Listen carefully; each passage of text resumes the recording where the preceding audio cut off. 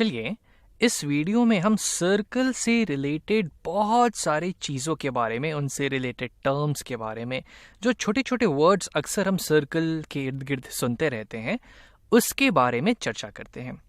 पहले तो ये देखते हैं कि भाई सर्कल आखिर क्या है। तो मान लीजिए कि मेरे पास एक पॉइंट है यहाँ पे, एक कुछ पॉइंट है यहाँ पे। अब मैं चाहता हूं कि एक मैं दूसरा पॉइंट लूं जो कि इस पॉइंट, मान लीजिए ये पॉइंट ए से कुछ 2 सेंटीमीटर की दूरी पे हो।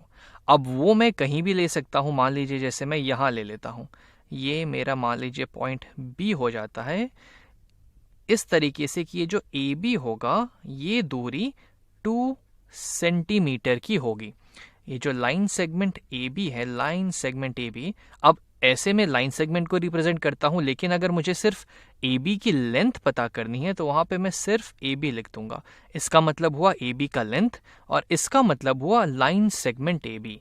तो ए बी का लेंथ यहाँ पे 2 सेंटीमीटर है।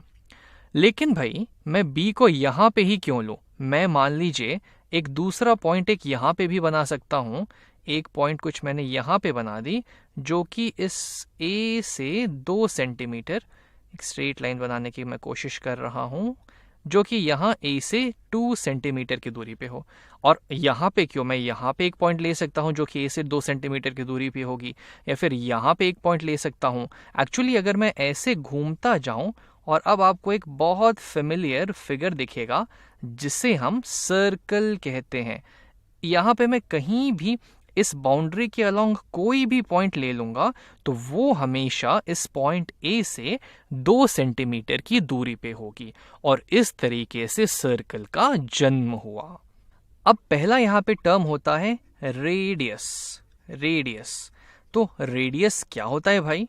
तो अभी जैसे हमने जस्ट देखा कि इस सेंटर ए से अगर हम कोई भी पॉइंट इस बाउंड्री पे लें तो वो 2 सेंटीमीटर की दूरी पे है। तो ये जो इनके बीच का जो डिस्टेंस है, कोई भी पॉइंट जो इस बाउंड्री पे होगा उस पॉइंट का डिस्टेंस इस पॉइंट ए से, वो डिस्टेंस जो है इस सर्कल का रेडियस कहलाएगा, जो कि यहाँ पे आप ए बी बोल लें या फिर कोई और कहीं भी पॉइंट ले लें इस सर्कल पे, तो वो रेडियस कहलाएगा इस सर्कल का। और हाँ, ये पॉइंट ए क्या होता है? तो जैसा कि यहाँ पे हमें दिख रहा है ये सर्कल के ठीक बीचों बीच है, तो ये पॉइंट ए जो है हमारा, ये सर्कल का सेंटर होता है। सेंटर होगा ये पॉइंट ए। रेडियस इस सर्कल का 2 सेंटीमीटर है, और ये हमने देखा कि रेडियस क्या होता है। तो एक बार हमने रेडियस और सेंटर की बात कर ली। अब एक और एग्जांपल यहाँ ले सकते हैं कि मान लीजिए रेडियस कुछ हमारा 2 सेंटीमीटर होने के बजाय मान लीजिए कुछ 3 सेंटीमीटर होता। यानी कि मान लीजिए कोई ऐसी पॉइंट यहाँ पे होती, ये पॉइंट मान लीजिए सी, जो कि इस सर्कल से 3 सेंटीमीटर की दूरी पे होती। ये जो पूरा डिस्टेंस यहाँ पे हो जाता, ये 3 सेंटीमीटर का हो जाता। तो हम यहाँ पे एक ऐसा सर्कल बना सकते थे कुछ इस तरह कि इस सर्कल पे लाई करने वाला हर एक पॉइंट इस सेंटर ए से 3 सेंटीमीटर की दूरी पे होगा। मान लीजिए कोई पॉइंट आप यहां ले लें या फिर कोई पॉइंट यहां ले लें, तो ये सारे पॉइंट्स इस सेंटर ए से 3 सेंटीमीटर की दूरी पे होंगे। तो ये एक दूसरा एग्जाम्पल हो गया सर्कल का ही। तो अब एक बार हमने सर्कल, रेडियस और सेंटर की बात कर ली। अब चलिए इसमें थोड़ा और आगे बढ़ते हैं। अगली चीज जो मैं आपको बताना चाहता हूं, जैसे कि मान लीजिए हमारे पास एक सर्कल है, यहाँ पे एक सर्कल यहाँ पे है, ये इसका सेंटर है, मान लीजिए इसका सेंटर कुछ m है। अब सर्कल के अलावा अगर हम एक लाइन यहाँ पे बनाते हैं, अब लाइन बनाए तो उसकी 3 पॉसिबिलिटीज हो सकती है। एक लाइन हो सकता है जो एकदम बाहर ही हो, जिससे सर्कल को कुछ मतलब ही नहीं हो कि भाई ठीक है तुम जहां हो रहो, मुझे कुछ फर्क नहीं पड़ रहा है। सर्कल को फर्क तब पड़ेगा जब मान लीजिए ये लाइन और नजदीक आते जाएगा। यानी कि मान लीजिए ये लाइन कुछ यहां पे आ गया, कुछ इस तरीके से जो ठीक सर्कल की बाउंड्री को छूते हुए निकल रहा है, यानी कि ये सर्कल को किसी एक पॉइंट पे यहां पे इंटरसेक्ट कर रहा है। मान लीजिए ये पॉइंट है पी। तो ऐसी लाइन, इस लाइन को पहले हम नाम दे देते हैं, मान लीजिए इसको हम कुछ लाइन एल बुलाते हैं, या फिर यहाँ पे एक पॉइंट ले सकते हैं हम, मान लीजिए यहाँ ले लेते हैं जे, और यहाँ ले लेते हैं के। तो ये जो लाइन हमें मिला जे के, जिसको हम ऐसे रिप्रेजेंट कर सकते हैं, या फिर अगर इसका हम एक शॉर्ट स्मॉल लेटर से इसको नाम हमने दे दिया लाइन एल, ये जो लाइन मिली हमें यहाँ पे, जो इस सर्कल को सिर्फ एक पॉइंट पे इंटरसेक्ट कर रही है, वो इस सर्कल की टैंजेंट हो जाएगी, टैंजेंट हो जाएगी। तो तीसरी चीज जो हमने देखी वो हो गई टैंजेंट। तो टैंजेंट की खास बात क्या होती है कि वो ऐसी लाइन होती है जो कि सर्कल को सिर्फ एक पॉइंट पे इंटरसेक्ट करती है। अब मान लीजिए कि ये लाइन यहां पे नहीं रुके और ये लाइन और नीचे की तरफ सर्कल के अंदर घुसता जा रहा है, यानी कि मान लीजिए ये लाइन कुछ यहां पे ऐसा आ गया, मान लीजिए ये एक तीसरी लाइन ऐसे कुछ हो गई, ये सर्कल को अब 2 पॉइंट पे इंटरसेक्ट कर रहा है।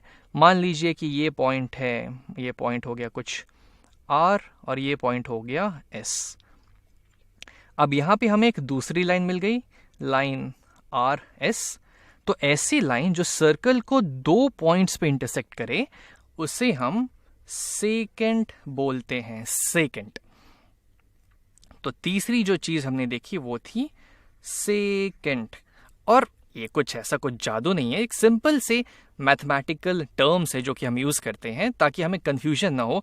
कोई लाइन है जो कि इंटरसेक्ट कर ही नहीं रही है तो खैर उससे तो हमें कुछ मतलब ही नहीं है, लेकिन अगर वो लाइन सर्कल को सिर्फ एक ही पॉइंट पे इंटरसेक्ट करे तो वो टैंजेंट हो जाएगी। अब उसकी जो आगे प्रॉपर्टीज होती है, उससे सर्कल से क्या रिलेशन होता है उसका, वो हम आगे के वीडियोज में कभी देखेंगे कि क्या उसके बारे में और डीप बात करेंगे। लेकिन इस वीडियो में हम सिर्फ जानते हैं कि आखिर ये चीजें होती क्या हैं। तो ये हो गई टैंजेंट। और अगर एक लाइन इस सर्कल को 2 पॉइंट्स पे इंटरसेक्ट करे, एकदम सर्कल के अंदर ही आ जाए, तो वो सेकेंड कहलाती है।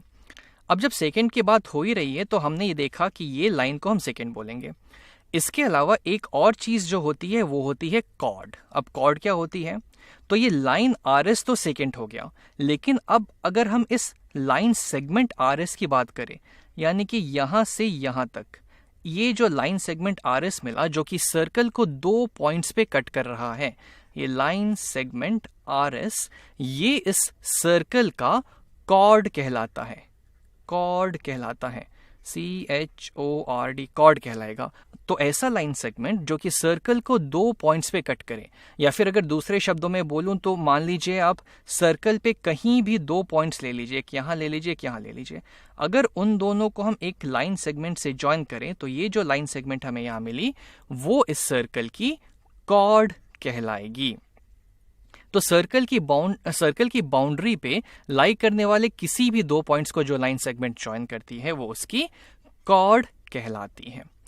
अब कॉर्ड यहां भी है तो एक और पॉसिबिलिटी तो है, मान लीजिए कॉर्ड इसके सेंटर से पास करे, यानी कि कॉर्ड कुछ ऐसी हो, ठीक ऐसे, ये कॉर्ड इसके सेंटर से पास करने लगे तो इसकी स्पेशलिटी ये क्या होगा? तो अगर ये कॉर्ड सेंटर से पास कर रही है तो मुझे लगता है इस कॉर्ड की लेंथ जो है बाकी और कॉर्ड्स के रिस्पेक्ट में हमेशा बड़ी होगी, एक्चुअली सबसे बड़ी होगी, क्योंकि जैसे जैसे मैं ऊपर जाते जाऊंगा फिर कॉर्ड छोटा हो जाएगा, जैसे जैसे मैं नीचे जाते जाऊंगा कॉर्ड और छोटा होते जाएगा। जब ये कॉर्ड सेंटर से पास करेगा तो इसकी लंबाई सबसे बड़ी होगी, और इस कॉर्ड को जो कि सेंटर से पास कर रहा है इसे हम इस सर्कल का डायामीटर बोल देते हैं, डायामीटर। तो हमने एक नया टर्म और देखा, डायामीटर, डायामीटर। और अगर हम बोले मान लीजिए ये पॉइंट है कुछ O, ये पॉइंट है T, तो इस डायामीटर की लेंथ क्या होगी? तो ये जो OT है डायामीटर वो हो जाएगा OM प्लस MT के बराबर। OM तो हमारा सेंटर से इस पॉइंट की डिस्टेंस, और ये पॉइंट इस सर्कल पे लाई कर रहा है, यानी ये तो रेडियस के बराबर हो गया। उसी तरीके से ये जो पॉइंट T है वो इस सर्कल पे लाई कर रहा है, और MT जो है ये इस डिस्टेंस है सेंटर का इस पॉइंट से, तो ये भी रेडियस के बराबर हो गया। यानी कि इस डायमीटर की टोटल लेंथ हो जाएगी R प्लस R, यानी कि 2 टाइम्स R के बराबर। तो एक्चुअली जो डायमीटर होता है वो 2 टाइम्स रेडियस होता है। अब ऐसा जरूरी नहीं कि आप हमेशा ऐसा ही लें, आप ऐसा भी ले सकते हैं, आप ऐसा भी कॉर्ड बना सकते हैं जो कि सेंटर से पास हो।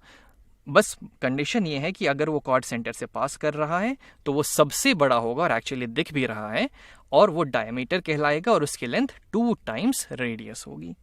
अब एक बार हमने इन सब चीजों की बात कर ली तो एक छोटी सी चीज और देखते हैं। जैसे कि मान लीजिए एक सर्कल हमने यहाँ पे ले लिया, एक सर्कल ले लिया, इसको थोड़ा सा ठीक से बनाते हैं।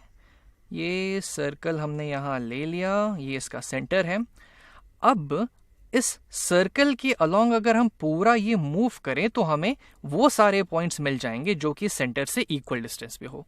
लेकिन मान लीजिए हम पूरा नहीं मूव करना चाहते, हम सिर्फ इस पॉइंट से मान लीजिए कुछ यहाँ तक ही आना चाहते हैं, इस पॉइंट तक ही आना चाहते हैं। मान लीजिए ये पॉइंट है सी, ये पॉइंट है डी।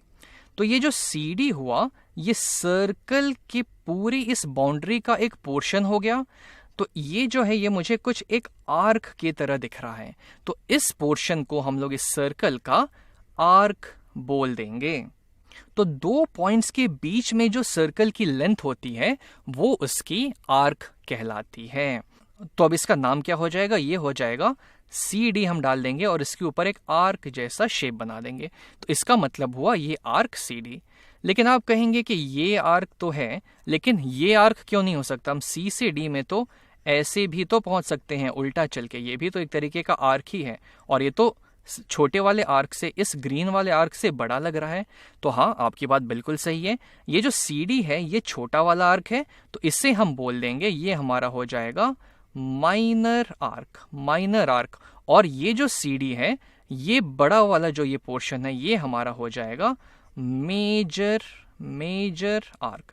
लेकिन आप बोलेंगे कि हमको पता कैसे चलेगा कि इस सीडी का क्या मतलब है, माइनर आर्क या फिर मेजर आर्क? तो जनरली जब सिर्फ सीडी लिखा होता है और उसके ऊपर ये आर्क का सिंबल बना रहता है तो जनरली हम लोग ये अज्यूम करते हैं कि ये माइनर आर्क की ही बात हो रही है।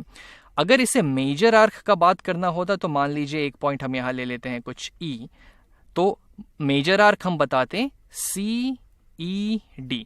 ये जो हमारा है ये हमारा मेजर आर्क शो करता, यानी कि सी से पहले हम ई पे आए, ई से डी पे पहुंचे, तो ये जो बड़ा सा पोर्शन है ये हमें बताएगा मेजर आर्क के बारे में। उसी तरीके से आप मान लीजिए कोई और पॉइंट यहां ले लीजिए, मान लीजिए ये पॉइंट है एफ, ये पॉइंट है जी, तो ये जो यहाँ पे एक आर्क बनी यहाँ पे ये कहलाएगी हमारी आर्क एफ जी। और अगर हम इस बड़े वाले मेजर आर्क एफ जी की बात करें तो उसको हम नाम दे सकते हैं FEG बोल सकते हैं, या फिर FCG बोल सकते हैं, या फिर FDG बोल सकते हैं। ये सारे इस बड़े वाले मेजर आर्क को यहाँ पे शो कर रही हैं। तो इस वीडियो में हमने काफ़ी सारे टर्म्स देखे जो कि हमें अक्सर सर्कल के आसपास दिखते रहते हैं, और आई थिंक अब आपको एक बेटर अंडरस्टैंडिंग होगी कि ये टर्म्स आखिर क्या होते हैं।